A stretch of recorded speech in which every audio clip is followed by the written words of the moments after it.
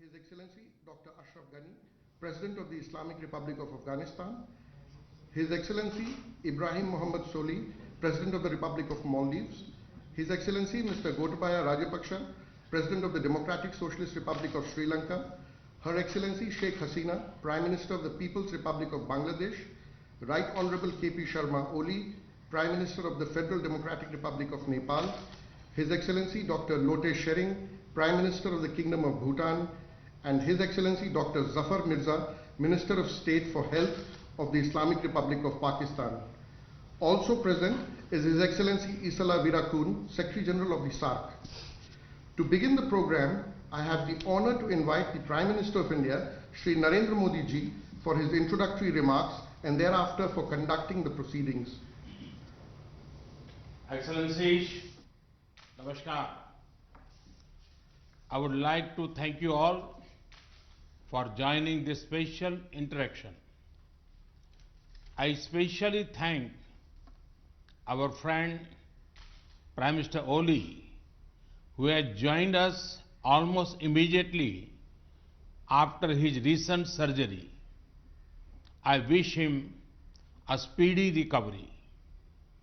I would also like to congratulate President Ashraf Ghani for his recent re-election. I welcome the new Secretary General of Saarc, who is also with us today. I also acknowledge the presence of the Director of the Saarc Disaster Management Center from Gandhinagar. Excellencies, as we all know, COVID-19 has recently been classified by the World Health Organization, WHO, as a pandemic. So far, our Saarc region has listed fewer than 150 cases, but we need to remain vigilant. Our Saarc region is home to nearly 1/5 of all humanity. It is densely populated. As developing countries, all of us have significant challenges in terms of access to healthcare facilities. Our people-to-people ties are ancient and our societies are deeply interconnected. Therefore, we must all prepare together, we must all act together, and we must all succeed together. Excellencies, as we prepare to face this challenge, let me briefly share India's experience of combating the spread of this virus so far. Prepare, but do not panic has been our guiding mantra. We were careful to not underestimate the problem, but also to avoid knee-jerk reactions. We have tried to take proactive steps, including a graded response mechanism. We started screening entry into India from mid-January itself, while also gradually increasing restrictions on travel. The step-by-step approach has helped avoid panic. We have increased our public awareness campaigns on TV, print and social media. We have made special efforts to reach out to vulnerable groups. We have worked to quickly ramp up capacity in our system, including through training our medical staff across the country. We have also increased diagnostic capabilities. Within 2 months, we moved from one major facility for pan-India testing to more than 66 such labs. And we have developed protocols for each stage of managing this pandemic. For screening at entry points, contact tracing of suspected cases, quarantine and management of isolation facilities, and for discharge of cleared cases. We also responded to the call of our people abroad. We evacuated nearly 1,400 Indians from different countries. We also similarly helped some of the citizens of our neighboring countries. We have now built a protocol for such evacuations, including carrying out testing by our mobile teams deployed abroad.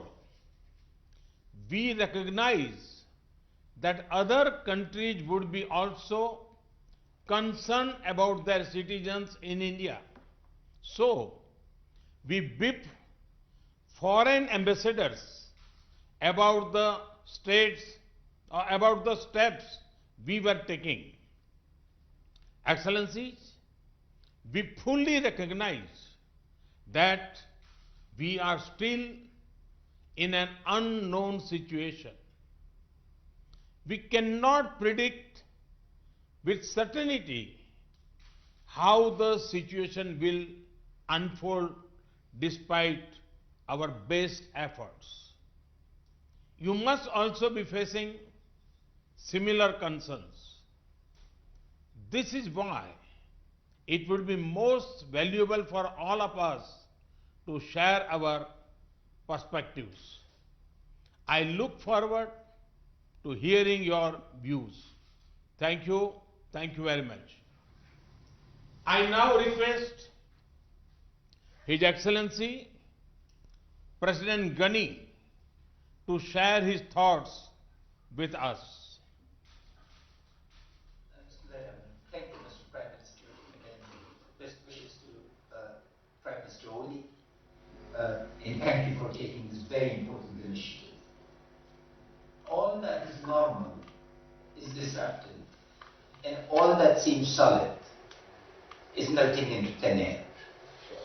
We are into unknown territory, and our vulnerability, Excellency, comes from our openness. Our greatest vulnerability is that we have an open border with Iran, one of the major centers, and the flow cannot be stopped. And the province of Herat is become the central node for preventing the spread and diffusion of this deadly disease to the rest of South Asia. I have the following 5 proposals. 1, modeling of diffusion impacts and scenarios for management. Unless we model the diffusion, we will be facing assumptions from China or the United States or Iran are not suitable to our situation. I request the task force of Saarc to be able to do this. Second, telemedicine, because the second and third order impact of this, particularly on poor and vulnerable and women, is very significant. If we could create a common framework for telemedicine for diagnosis of related issues and as advances take place, how to be able to coordinate.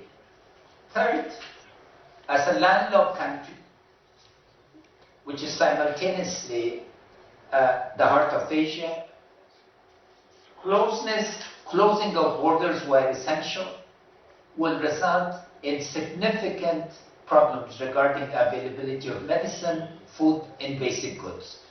Can we coordinate to be able to create controlled flows that both allows transactions to take place while focusing on the essentials? The fourth issue for us, Excellencies, because, and all Excellency, because we've cancelled schools, prayers have been stopped. How do we keep women, youth, and children occupied? Since India in particular and South Asia are leaders in distance education, in self-learning, can the Saarc satellite and India satellite be made available so we can keep people, because social distancing that is necessary cannot just take place. In my fifth proposal, Prime Minister, distinguished Prime Minister, since India is both a very important member of Saarc and a member of the Shanghai Council, Cooperation Council, in Shanghai, both with China, that is our deepest sympathies, in Iran. Can we coordinate between Saarc and the Shanghai Cooperation Council through your initiative? How much of the experience of China is replicable to our situations, and how do we both learn and help Iran? I thank you again for this opportunity. Our conditions, being one of the poorest countries and conflict prone, require learning, particularly from how you upscale the existing programs. We have a program across the country called Health, that is basic health, and if there are other countries that have upgraded their basic systems to cope with this, we'll be extremely grateful for learning and yet sharing our experience. Thank you, Excellency. Thank you, Excellency. I now request His Excellency President Soli to make his remarks. Bismillahirrahmanirrahim. Assalamu alaikum wa rahmatullahi wa barakatuh. Good afternoon. I too wish to begin by thanking Prime Minister Modi for this timely call for a regional initiative to combat the increasing threat of COVID-19 in the Saarc region. In times of crisis, we do come together. In 2003, for example, when the region faced the threat of SARS, the Maldives took the initiative and hosted an extraordinary meeting of Saarc health ministers that adopted a regional common strategy for tackling the virus. No country on its own can succeed in combating the virus. It requires a shared response at an unprecedented scale. The first COVID-19 case was confirmed in the Maldives on 7 March. To date, there are 13 confirmed cases. Fortunately, no deaths so far. Since January this year, the Maldives has been taking steps to get ready for a possible outbreak. We set in place standard operational procedures and facilities for treatment and quarantine in various islands. In the event of major outbreak in the country, our health facilities will have to cope with the care needed for both our residents and the thousands of tourists who visit the Maldives every year. Our priority now is to use precautionary measures to contain the virus as much as possible so as not to overburden our limited resources. The unique geography of the Maldives will always present itself both as an opportunity as well as a challenge. The dispersed islands make it easier for us to isolate communities whenever there is a suspected case. But in the event that a person tests positive in the outer islands and is seriously ill, requiring specialist care, the person has to be transported to the capital, Male.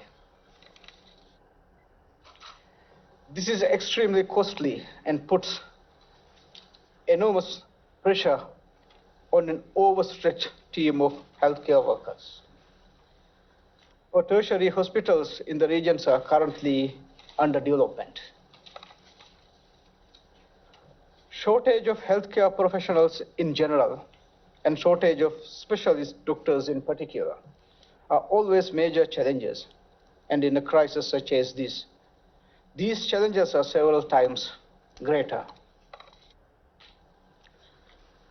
The Maldives is fortunate to have received general assistance from India, and I convey my government's appreciations to Prime Minister Modi and the people of India.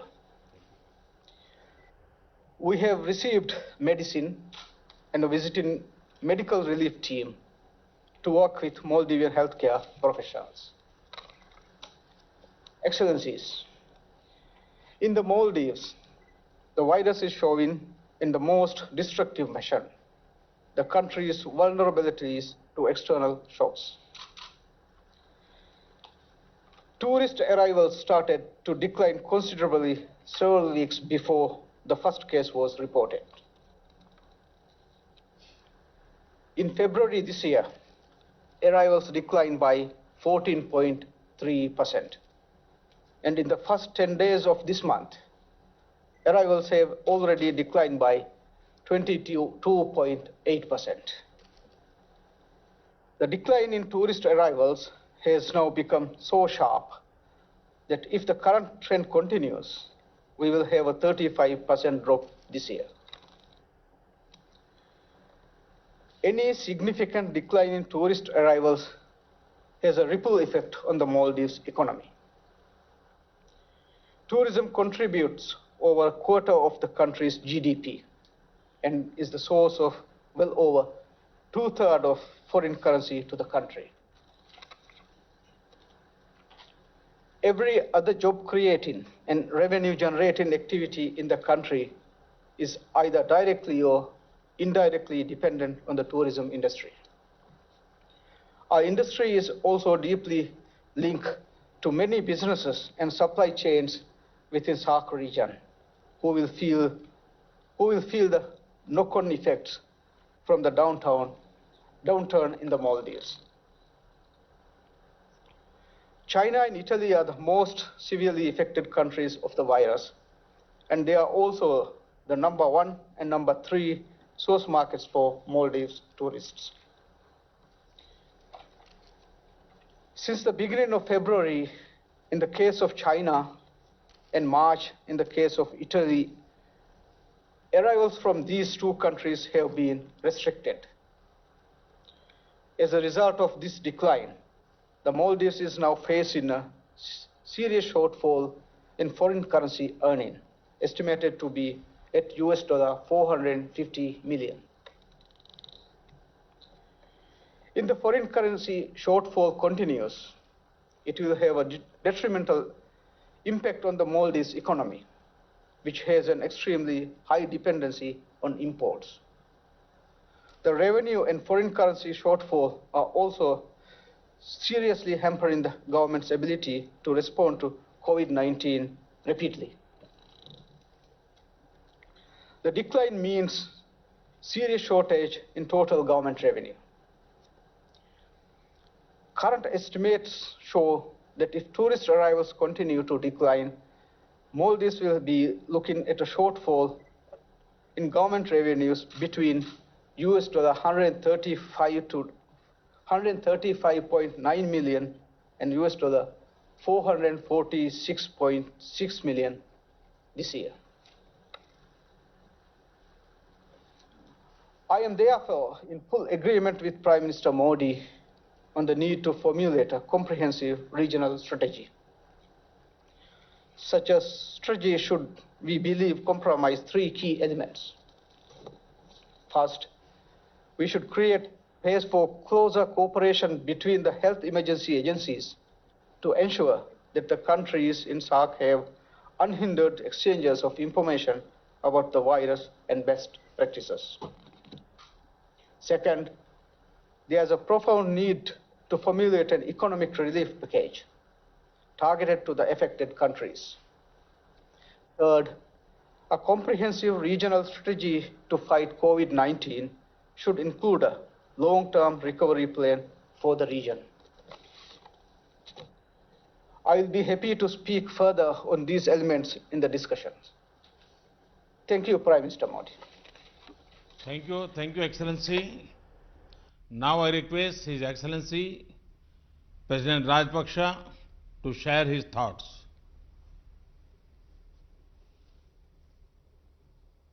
Good evening, Excellencies. First, I must thank Honorable Prime Minister of India, Shri Narendra Modi, for initiating this video conference to share our experiences, our ideas and best practices, and also to understand the challenges we face and further discuss what measures to be taken to combat this deadly coronavirus.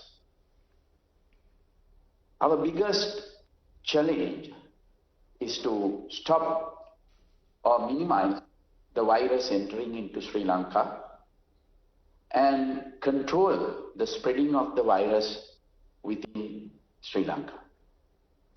For this purpose, we have banned tourists and other people entering Sri Lanka, especially from EU countries and also South Korea, Iran.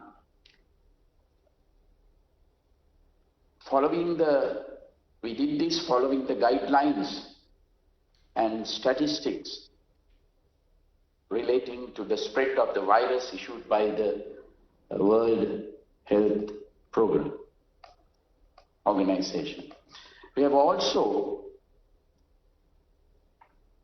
taken steps because we have a large number of Sri Lankans working especially in Italy and South Korea. We cannot stop our Sri Lankans coming back to their home country. We have therefore taken all steps to subject those returning to Sri Lanka to a 14-day quarantine period in selected quarantine centers.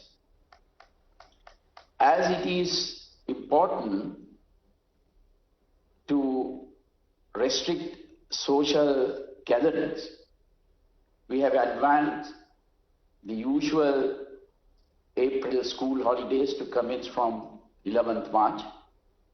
Further, we have closed all universities and other educational institutes, also with the aim of minimizing social interaction. Our first case was reported in Sri Lanka was a Chinese lady tourist who since has been cured and already left Sri Lanka.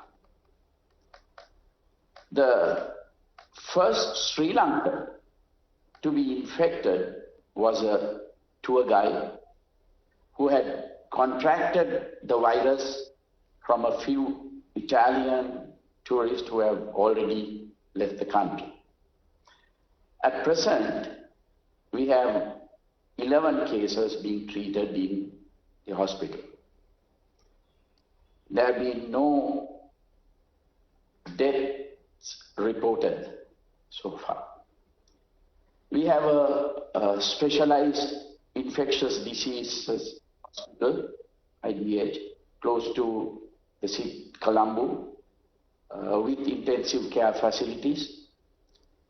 This hospital has successfully treated even the first case reported.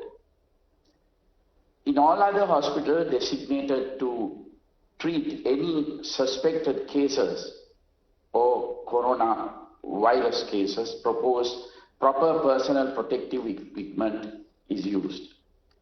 We have also requested those who show flu symptoms to seek urgent medical attention and also self-quarantine themselves. Close associates of these persons showing any flu symptoms have also been strongly advised to be subject to self-quarantine. The area police and the public health inspectors are closely monitoring the progress of the suspected patients.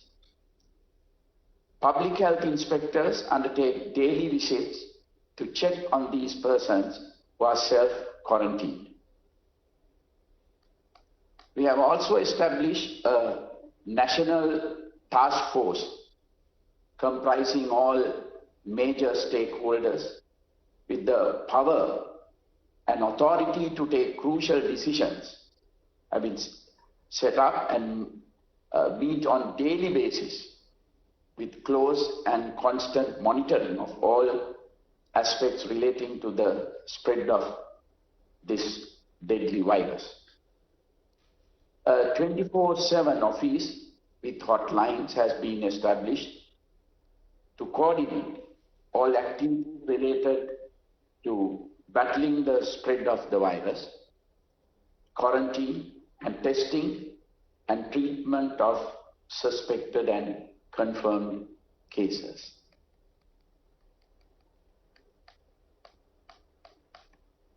Government of Sri Lanka has taken some additional steps to effectively meet this unforeseen disaster.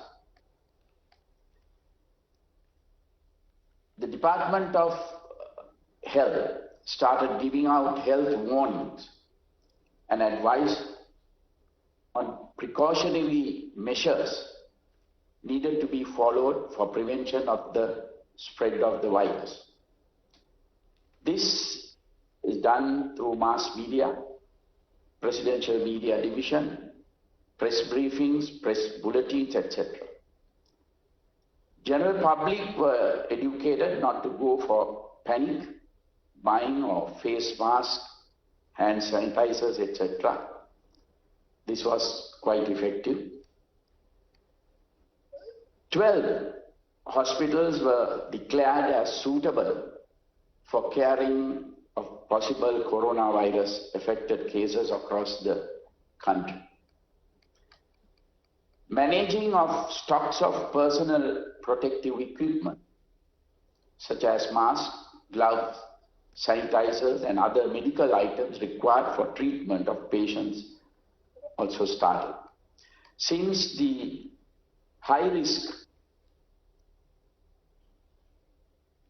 area for the coronavirus was the city of Wuhan in Hubei province in China, there was a requirement to evacuate 34 Sri Lankan students and their families back to Sri Lanka.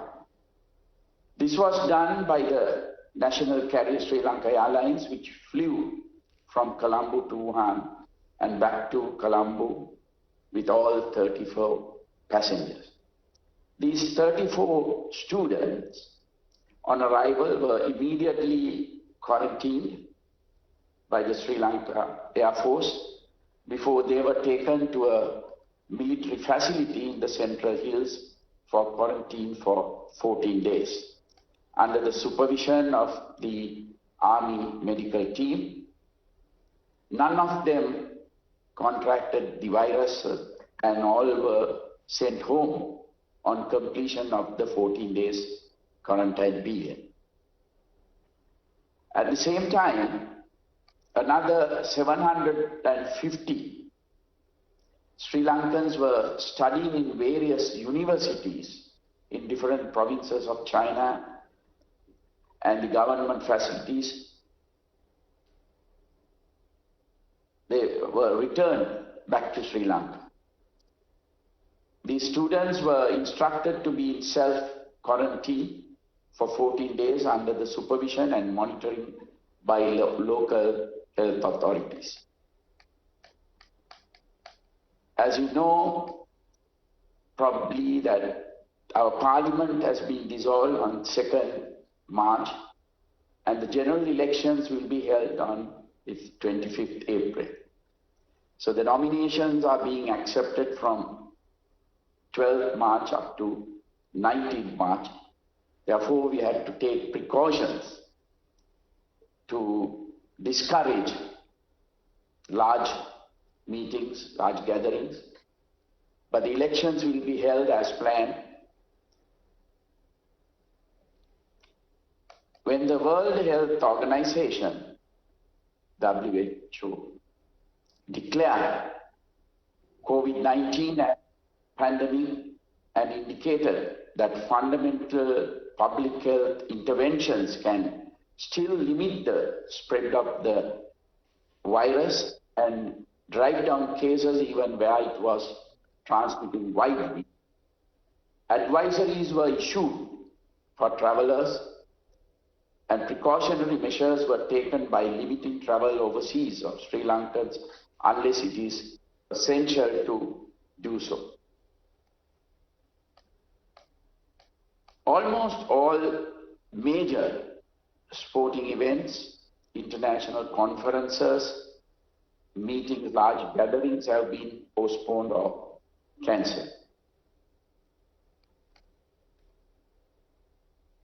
All schools, universities and other educational establishments, including preschools throughout the country, has been closed for particular periods ranging from 2 weeks to 6 weeks.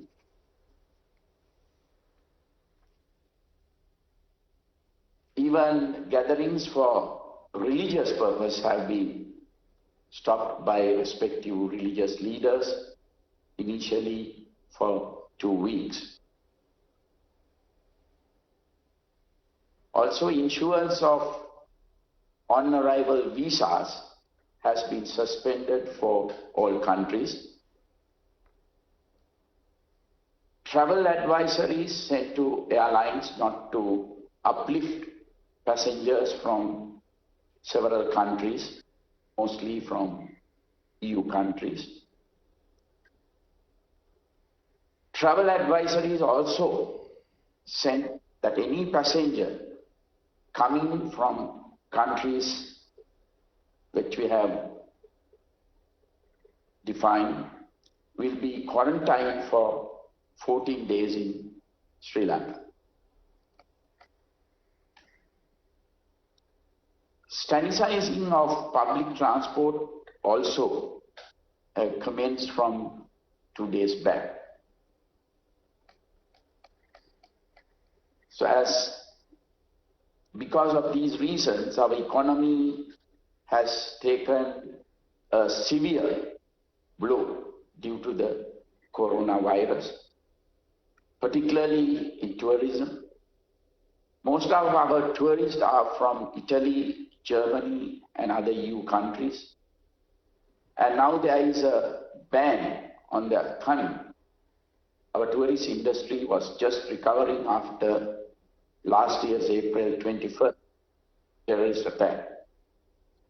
Our exports are also adversely affected. Therefore, I strongly recommend the Saarc leaders to formulate a mechanism to assist our economies to tide over this very difficult period. I also wish to recommend that a Saarc ministerial level group be established to discuss, share best practices and coordinate regional matters on combating coronavirus.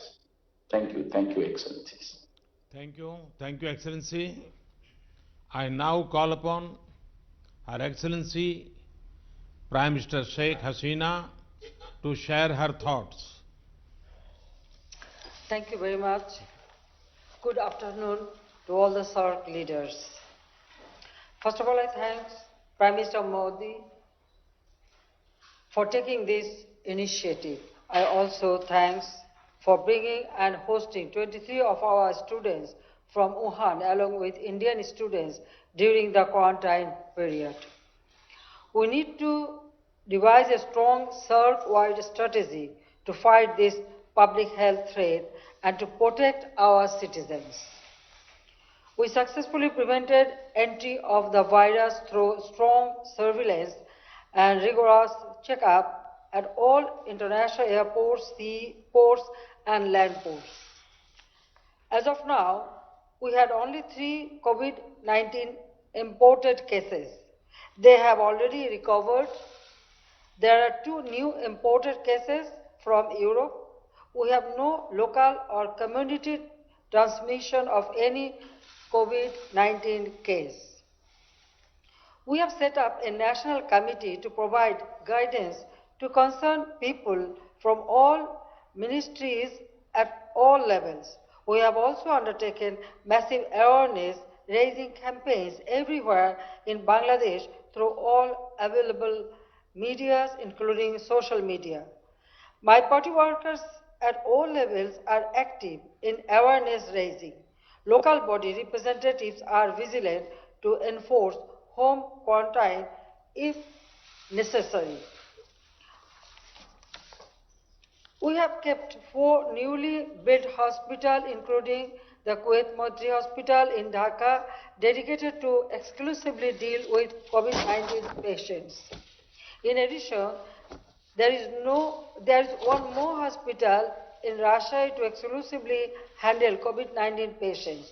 We have also earmarked separate beds in every hospital in all districts to treat COVID-19 patients. A few vacant buildings have been identified where makeshift hospitals can be established in case there is any such need. We also have trained health workers at Upazila levels. School children are also being trained to follow necessary personal hygiene. We have stockpiles of testing kits, infrared thermometers, isolation gowns, and masks. Excellencies, I have some proposals that all Saarc countries need to cooperate and collaborate closely to fight this pandemic. We need to force collaboration through our collective capacity, expertise, and resources. We are ready to share our capacity and expertise as well as the best practice with the Saarc countries, including providing logistic support if required. To continue this dialogue at technical level, our health ministers, health secretaries, and relevant health experts can also have this kind of video conferences to discuss specific areas of cooperation. WHO Southeast Asia Regional Director may be invited to these video conferences. We believe it is extremely important to establish an institution to prevent and fight against any public health threats in South Asian region in future. In our Saarc Charter, it is already there about the healthcare. So we can work together for future, and in future any problem arise, we can work together and we can exchange or share our experience. And Bangladesh will be happy to host such institution if you all kindly agree. Excellency, I really thank you very much, especially Prime Minister Modi, to take the initiative, and also I appreciate that after a long time all the Saarc leaders get together. So it's a very crucial time for all of us. So we have to think about our people's goodwill. So I hope that this will show a new dimension or path to help our peoples of all our country and all the region. Thank you very much. Thank you, Excellency. I now request His Excellency Prime Minister Oli to make his remarks.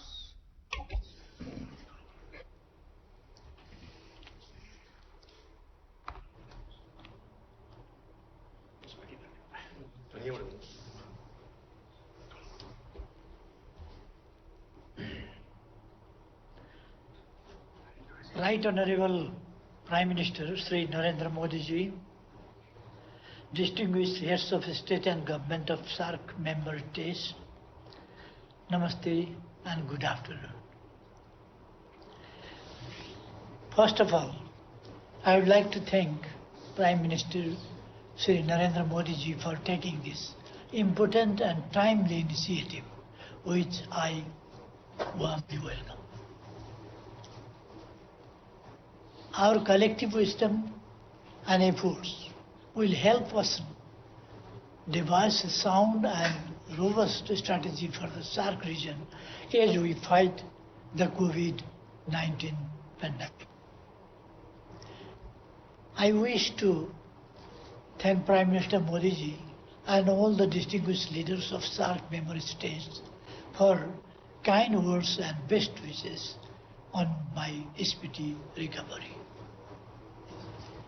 Even though we had detected one suspected imported case, but the COVID-19 test proved negative.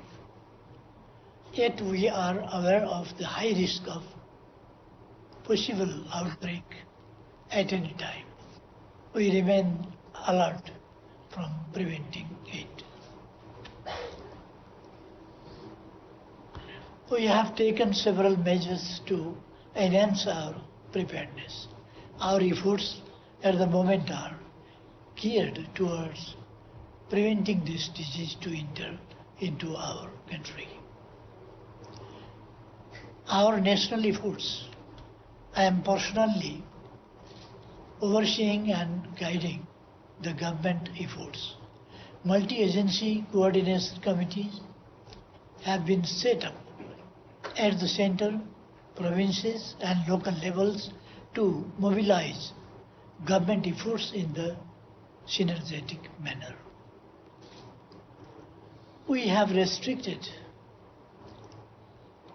international movements, visa on arrival facility for all foreigners and non-resident Nepalis with foreign passport has been suspended. Movement of this country, movement of third country nationals via land routes has been suspended. Swab test PRC health certificate is made mandatory to obtain visa from Nepali missions abroad for essential travels to Nepal. We have suspended issuance of work permit for Nepali nationals for overseas employment. International passengers are required to go through the screening process at the health desk at the international airport. There are provisions for self-quarantine for certain categories of travelers. We are strengthening quarantine facilities in all provinces, hospitals, and arranged isolation wards and intensive wards for treatment. We are enhancing capacity of hospitals. Health workers are being provided with personal protective equipment and necessary incentives to motivate them. All the permits for mountaineering expedition for spring 2020 have been suspended and all major international conferences have been postponed.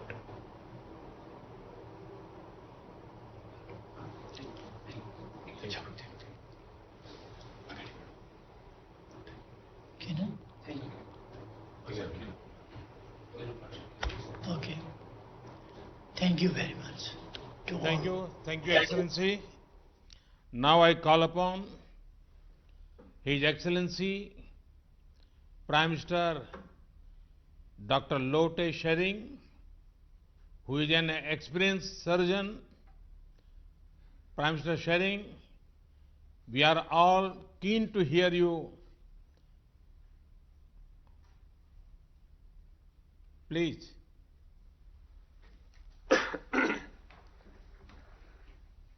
Thank you, Your Excellency. Before I start, I would like to take this opportunity to convey my King's greetings to all the heads of the states and heads of the governments here. As we speak, my King is out of the capital. He is in the district places, ensuring healthcare services, ensuring COVID-19 surveillance system, and trying to motivate our healthcare services and service providers, as well as asking all the people of Bhutan to be on the same page when this pandemic strikes Bhutan. So with this, I also would like to take this opportunity to express my King's greetings and greetings of all of us to Prime Minister Oli for his speedy recovery. And similarly, we also would like to wish Prime Minister Hasina for our father's 100th birthday celebration in few days. So with this, I would like to thank Prime Minister Modi for your excellent leadership to bring all of us together, because togetherness is required at all times. But when the whole world is fighting one common disease that we cannot see with our naked eyes, I think it's very important that all of us come together and leave behind our differences. And number two, I think it is very important that we communicate very clearly on this. Communicate between all the leaders of the world, communicate between central government with local government, communicate with the health planners and the people of the nations. So I think this is very timely, and I would like to thank Prime Minister Modi ji for your excellent leadership on this. To tell my colleagues on the experience of Bhutan on the lone COVID-19 positive that we had, it was the 5th of this month, last 5th of March evening, we had one lone imported case, a Bhutan lover, a Bhutan visitor who wanted to visit Bhutan, came to Bhutan, and then on the 3rd day of his visit, he showed some very abnormal signs, symptoms, and then on suspicion, we found out that he was COVID-19 positive by evening. Yet we wanted to confirm it, and the confirmatory test came just before midnight, around 11:30 p.m. By then, our health officials had all gathered in the ministry. Even my king also came to the ministry, and we all started because we knew that we had the first confirmed positive case. So throughout the night, we worked very hard. Our surveillance system that was already in place was initiated, activated overnight, and starting midnight till 7 a.m. the coming morning, that is 6th of March, we managed to trace the whole path of the first positive case.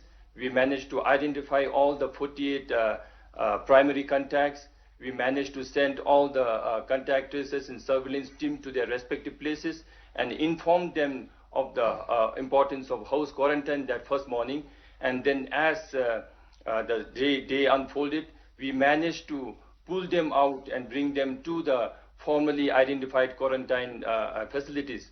So over 78 hours, we managed to identify all 48 primary contacts from 3 different parts of the country wherever our tourists had visited. And we also managed to initiate the medical team that we had identified to treat in case if he had a positive case. And then he was isolated and treatment started. And it all happened because our health ministry under Minister Dichen's leadership, everything was planned beforehand. And then our king was also awake the whole night trying to coordinate the whole thing and bring all the primary contacts together. So we do not wish to have positive cases in any countries, but to have a positive case in this manner and to be able to identify all the primary contacts and isolate them, I thought was a huge success that we brought in.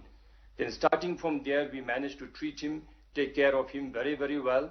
and his family wanted the patient back home. So he was successfully air evacuated day before yesterday, and he reached his hometown last night actually. So we wish him a speedy recovery. All the people of Bhutan send our sincere prayers for his speedy recovery. But the fact is, since as we all know, and as all the heads of the country shared here, this is an uphill task, because we really don't see our enemy. This pandemic that is challenging all of us do not follow geographical boundaries. That's why, as I said, it's very important for all of us to be on the same page. And as we all know that it affects the elderly people, and it affects more people with comorbid conditions. So similarly, the aftermath of this disease will also affect the smaller and vulnerable economies more hardly than the better ones. So we are equally concerned that as we fight and as we try to contain this disease, we are also concerned about the economic outcomes of this disease. So therefore, I would like to support all the proposals that were made before me, and also to be very, very sure that we all will share our limited resources that we have, share the technologies that we have, and also to have frequent such meetings, so that with the changes in time and with the changes of the demand of this pandemic, we also come and regroup ourselves. And I also would like to propose that we must have a similar cooperation in economic get up on this issue, because all the smaller economies are disproportionately hit. So with this, I'm sure my other colleagues will have a lot of points to share, and I also would like to contribute as the discussion goes on. So as of now, I would like to thank all the heads of the states and heads of the countries and governments, as well as Prime Minister Modi, for your initiative. Thank you very much. Thank you, Excellency. Now I call upon His Excellency Dr. Jafar Mirza, who also has medical experience, to share his thoughts.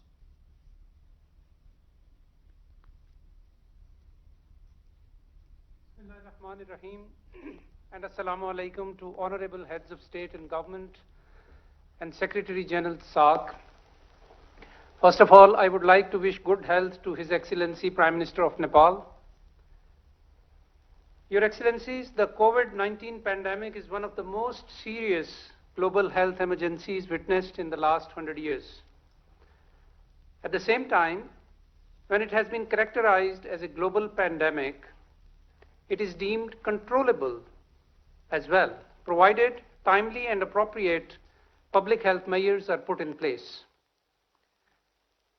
With over 155,000 infections, 5,833 deaths, and 138 countries involved, no nation and no region on earth can afford to be unresponsive.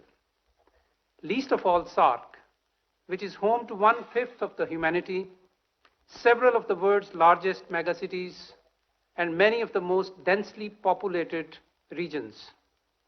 Pakistan shares the common concern over the potential of COVID-19 affecting South Asia.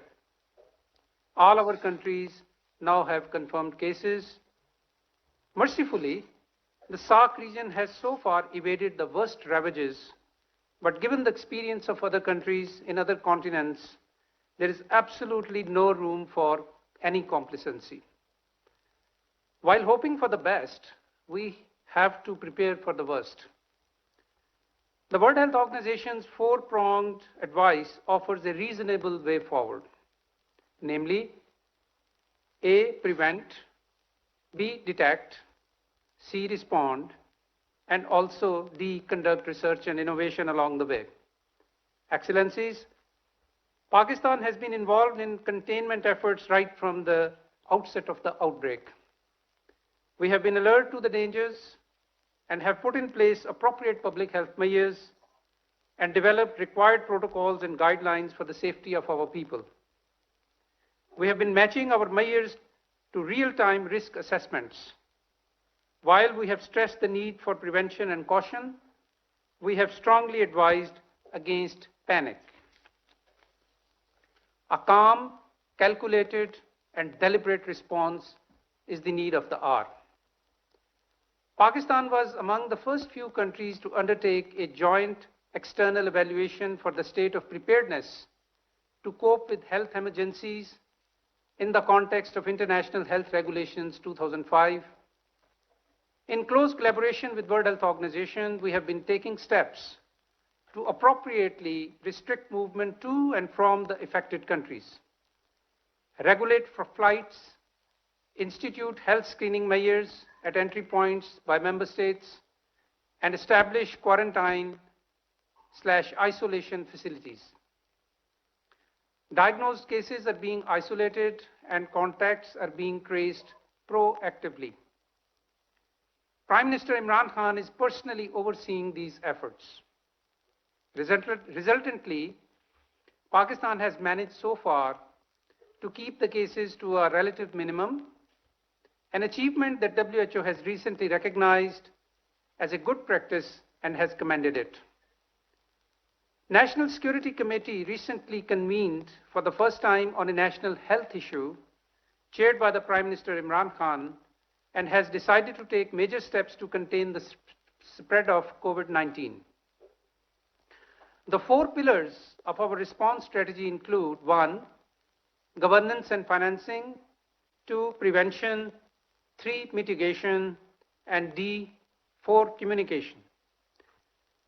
We have decided inter alia: 1, to close all our educational institutions for 3 weeks, close the entire western border for 2 weeks, restrict international flights to 3 airports only, and to ban all large public gatherings, and reinforce screening and administrative measures at the seaports and at the ground crossings.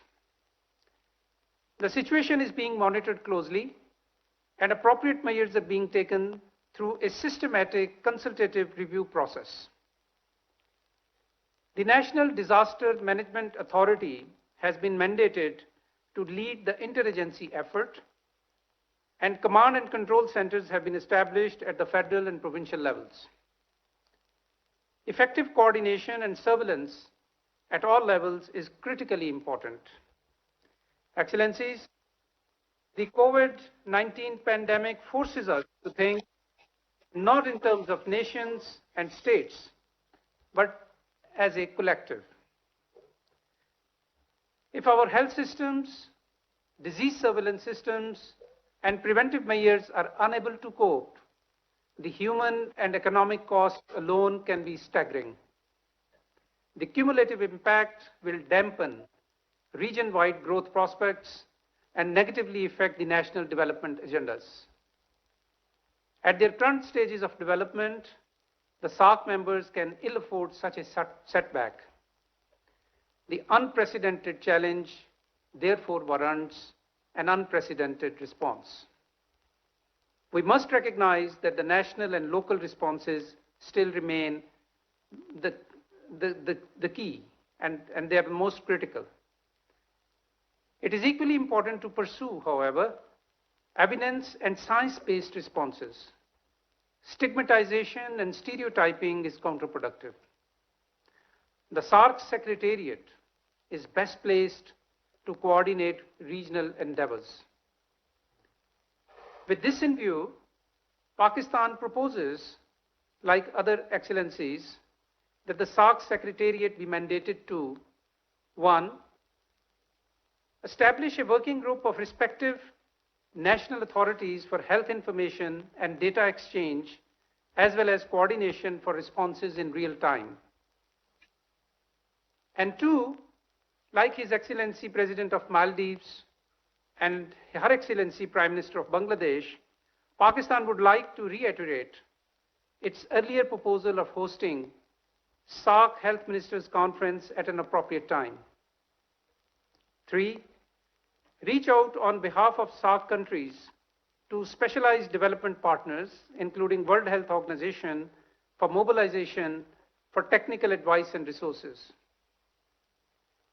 4, follow WHO guidelines and implement exit health screening for travelers in the region to avoid cross-border spread.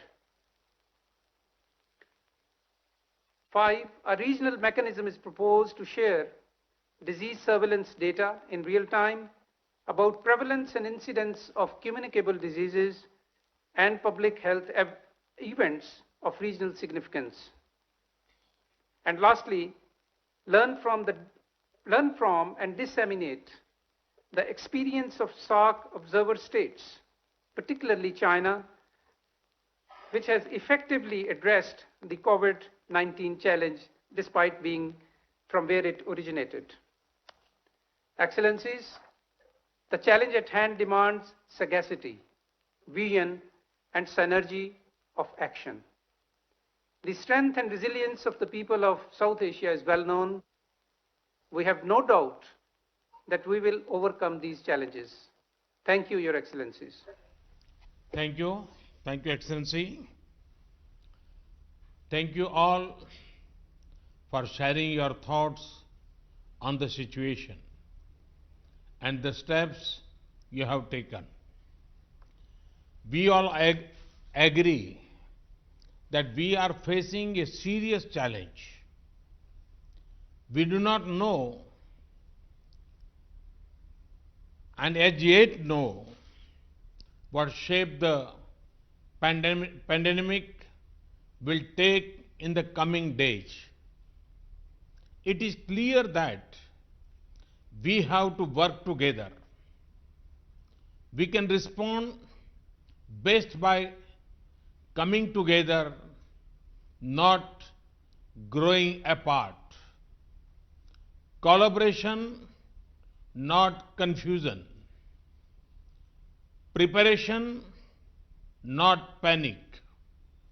In this spirit of collaboration, let me share a few ideas on what India can offer to this joint effort. I propose we create a COVID-19 emergency fund. This could be based on voluntary contributions from all of us. India can start with an initial offer of $10 million for this fund. Any of us can use the fund to meet the cost of immediate actions. Our foreign secretaries, through our embassies, can coordinate quickly to finalize the utilization of this fund.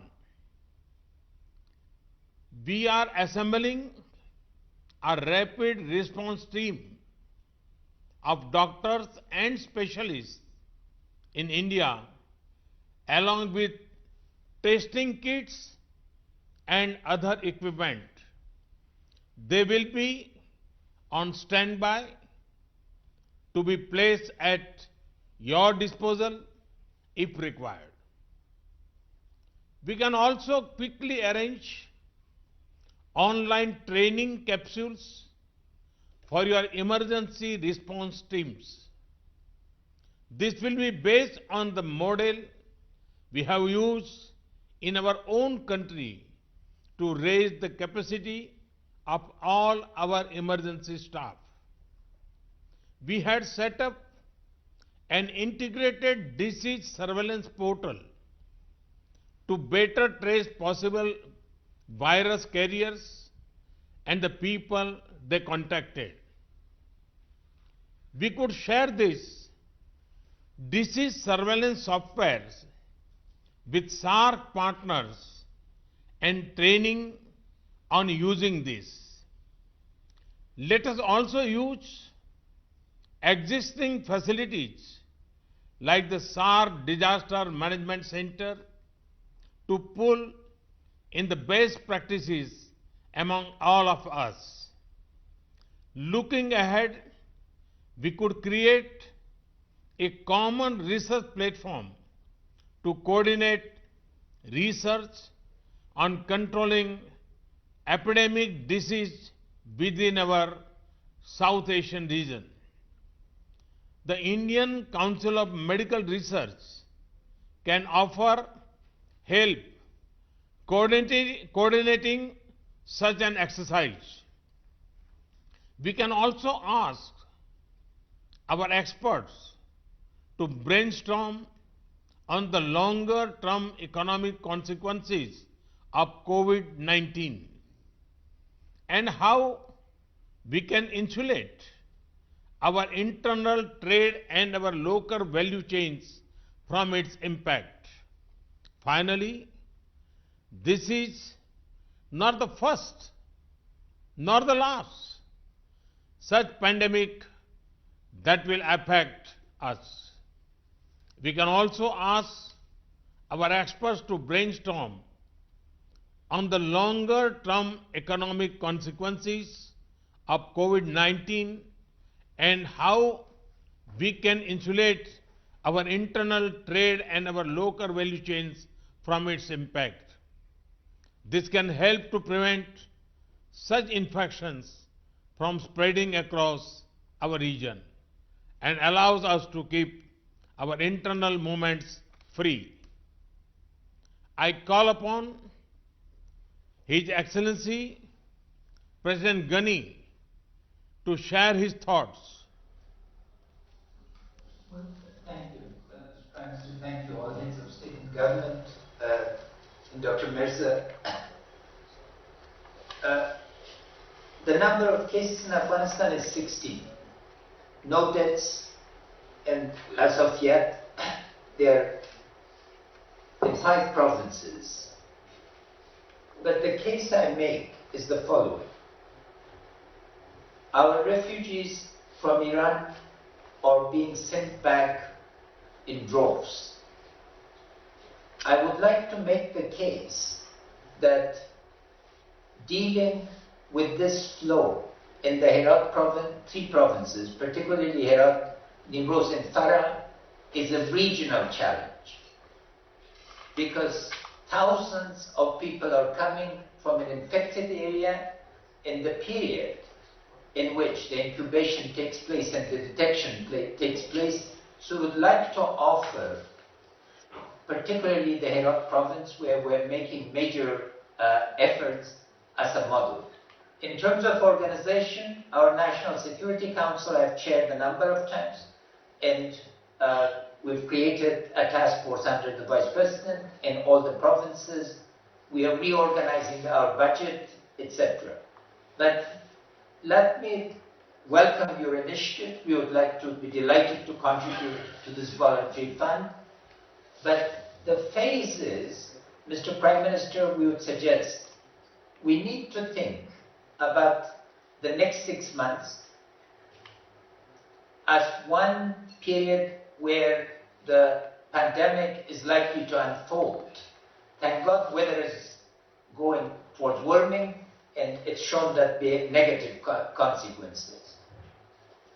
But the vaccine is not likely to develop sooner than a year or to 18 months.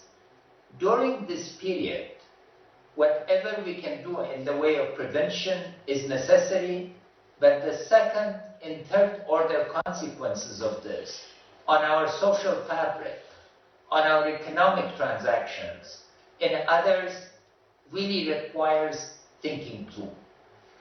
The impact on poverty, which all of us, and you, Mr. Prime Minister, has taken such a leading role in this, is likely to be negative.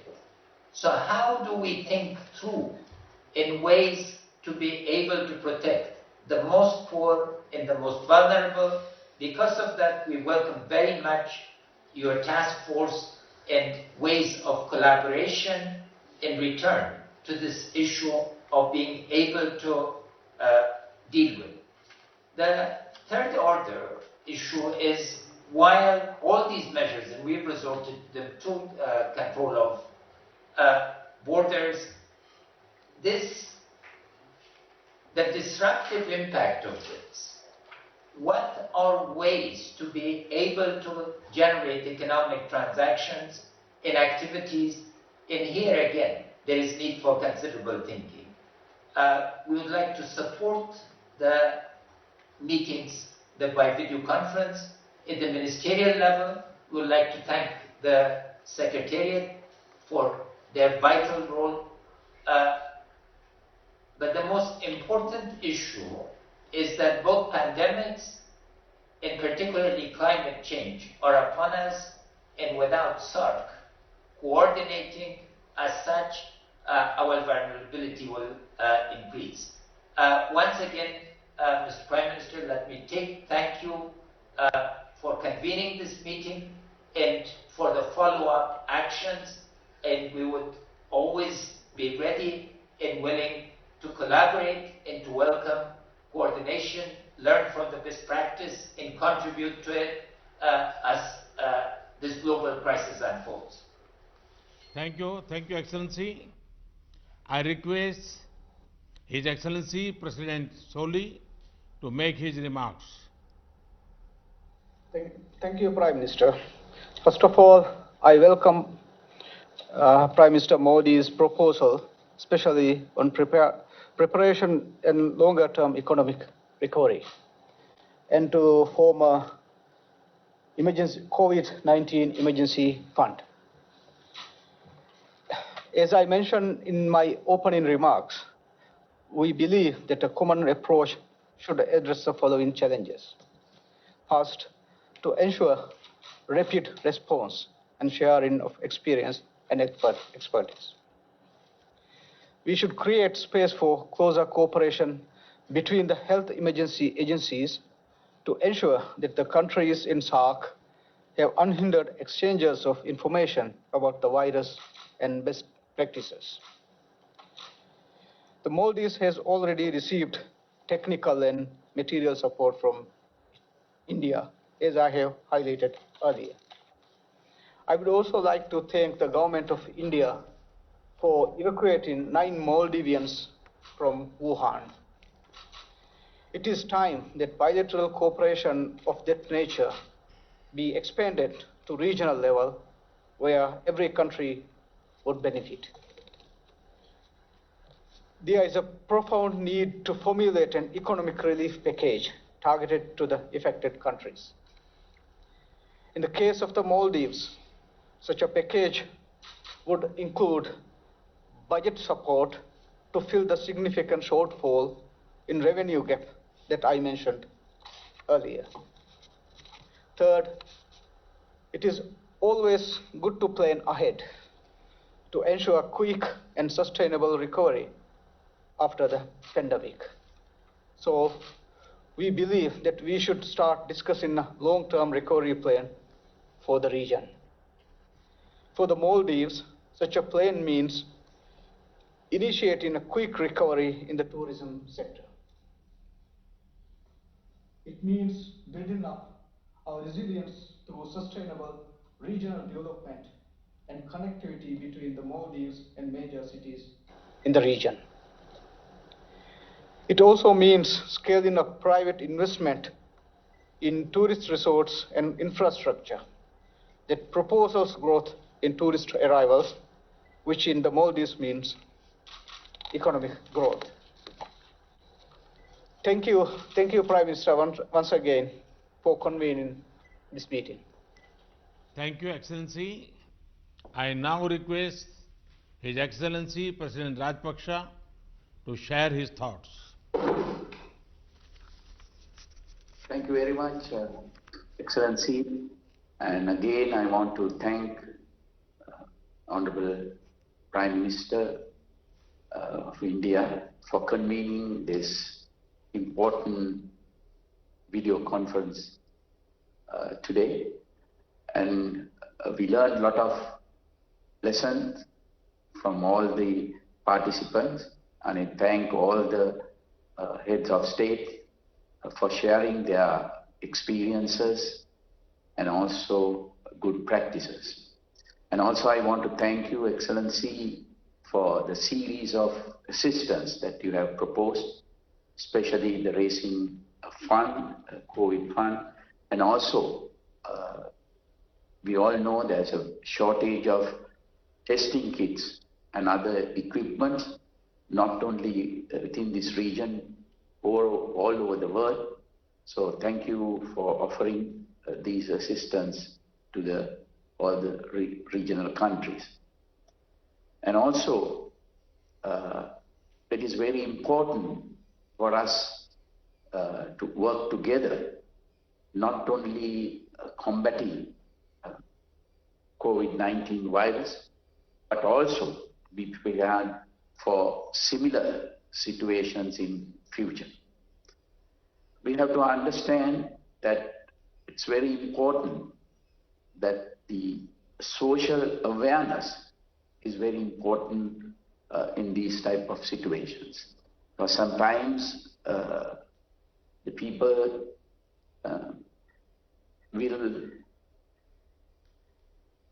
sometimes we have to take steps that sometimes the people can misunderstand these steps. Therefore, I think it is very important to all the time educate the citizen of the steps that we have to take for to prevent this type of situation. At the same time, it is important to control rumors, and also that will lead to panic. It is important to control our borders. That is the major steps that we have to take. It's a difficult one, but we have to take those measures to effectively control the situation. And also it is very important to have one place to disseminate information to the people, and also to decide on steps that we take. Otherwise it will lead to confusion among the citizens. Again, I want to thank Prime Minister of India for taking this action, and we hope that we can work together in future to counter any adverse situation. Thank you very much, Excellency. Thank you, Excellency. I call upon Her Excellency Prime Minister Sheikh Hasina to share her thoughts. Thank you very much, Prime Minister. And well, thanks again for convening this meeting. This initiative should not end here. It should continue through our officials, also our health experts. They can work together and they can continue the discussion how we can combat at present situation or the challenge of COVID-19 and other diseases. Let us not forget how we all are interconnected in today's world. Now, whole world is suffering, and the people. I think this is for the first time it happened. Because of this COVID-19, now people from everywhere, actually, the whole world become very much worried about it. So the initiative within us, the South Asian country, it is excellent idea, and we should find out a strategy, and I really appreciate and we welcome your ideas and initiatives.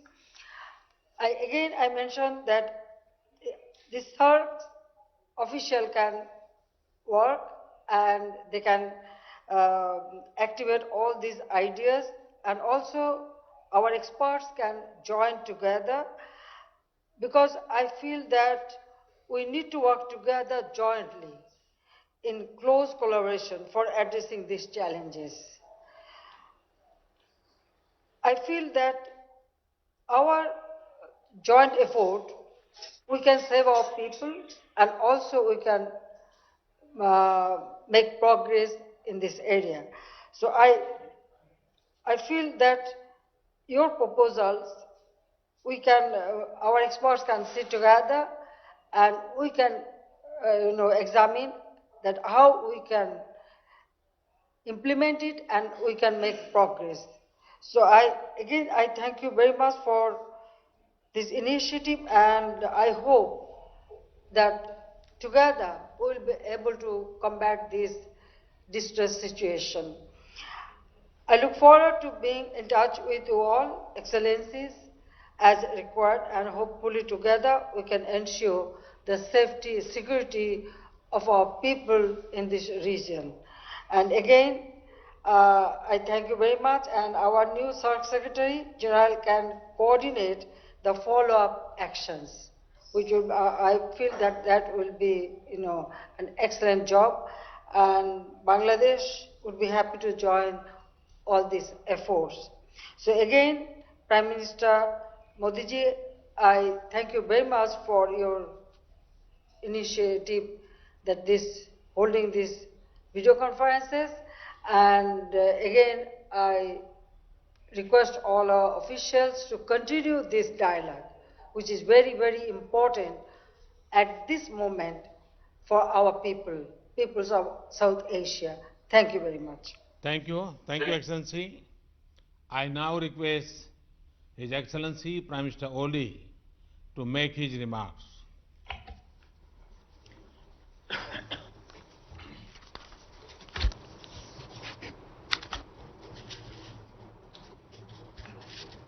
Thank you, Excellency Narendra Modi ji, the Prime Minister of India. Our region is at high risk of COVID-19. The epidemic knows no boundary, no nationality, and no region. Therefore, we need to devise ways to combat this pandemic collectively. It is a common challenge and it demands common efforts. First thing is awareness creation. Community-based organizations and medical and non-medical volunteers could be mobilized in raising awareness and supporting government agencies. We have to appeal to our people to avoid non-essential foreign travels and to avoid attending mass gatherings and other large-scale events. Our region is rich in traditional medicine. We have to encourage our people to use this asset for the prevention and treatment of this disease. Our way of greeting people with namaste rather than shaking hands can avoid potential threat of human-to-human transmission of this virus. I believe that our region holds a good stock of emergency medical supplies, well-trained medical professionals and laboratory facilities. These would be deployed at the call of any member state of Saarc in urgent need. The hospitals in the bordering areas could also be utilized for the screening as well as treating infected patients coming from across the border. We may encourage hospitals, medical centers, research institutions, and health workers in the region to build a good network for sharing experiences, research findings, and best practices in critical areas associated with the prevention and treatment of this deadly disease. We need to ensure a smooth supply of essential medicine, equipment, and sanitary materials in the region. We may think of developing a Saarc-level mechanism to deal with critical health issues such as this. Establishment of a Saarc emergency medical center supported by a strong funding mechanism would be desirable. In this regard, I welcome Your Excellency Modi ji's proposal and India's contribution. Nepal will also join soon in this fund. The economic cost of this pandemic is yet to be assessed. I am sure it is going to cost all of us dearly if it is prolonged. Regional discussion on reviving our economies and supporting each other through providing easy access, establishing value chains and promoting intra-regional trade, investment, tourism and connectivity would be critically important. Thank you, Prime Minister Shri Narendra Modi ji. Thank you. Thank you, Excellency. Now I call upon His Excellency Prime Minister Dr. Lote Tshering to share his thoughts.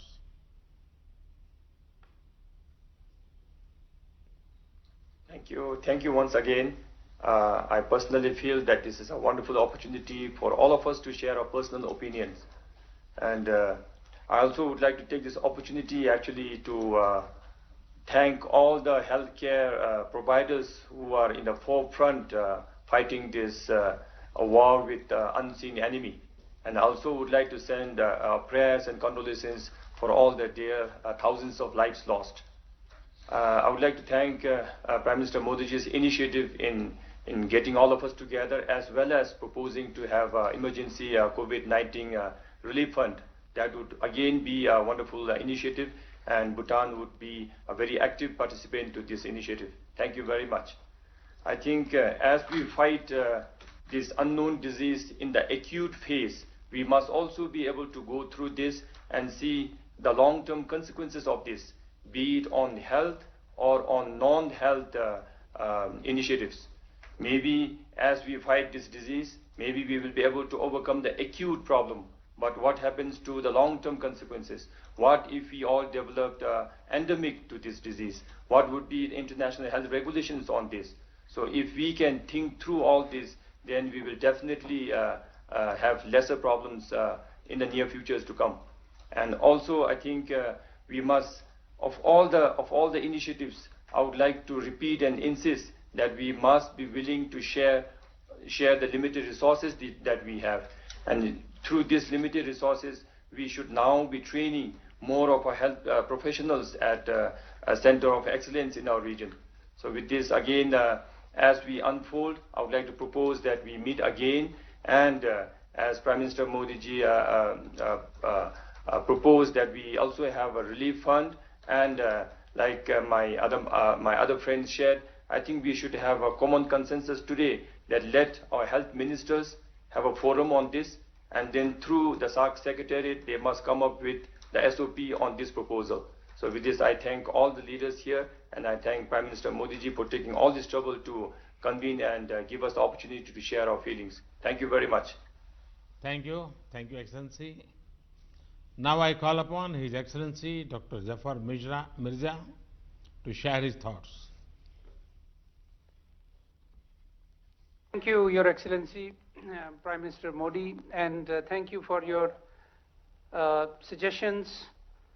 I think it has been a constructive and insightful discussion that we had today, and I hope that we can keep up the momentum. And I think that it is important that in Saarc countries we give public health a chance to bring us together. Let me, as a public health person myself, say that in the context of health emergencies, we need to take a proactive approach. We should not wait for emergencies to happen and outbreaks to take place and then to start our preparations. Often, all of our health systems are undergoing reform in our countries.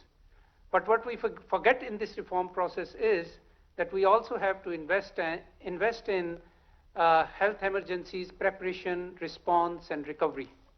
So if we need to take a proactive approach there, and that's what we are now doing in Pakistan. I would also like to mention that the Saarc region generally remains a least integrated region in the world.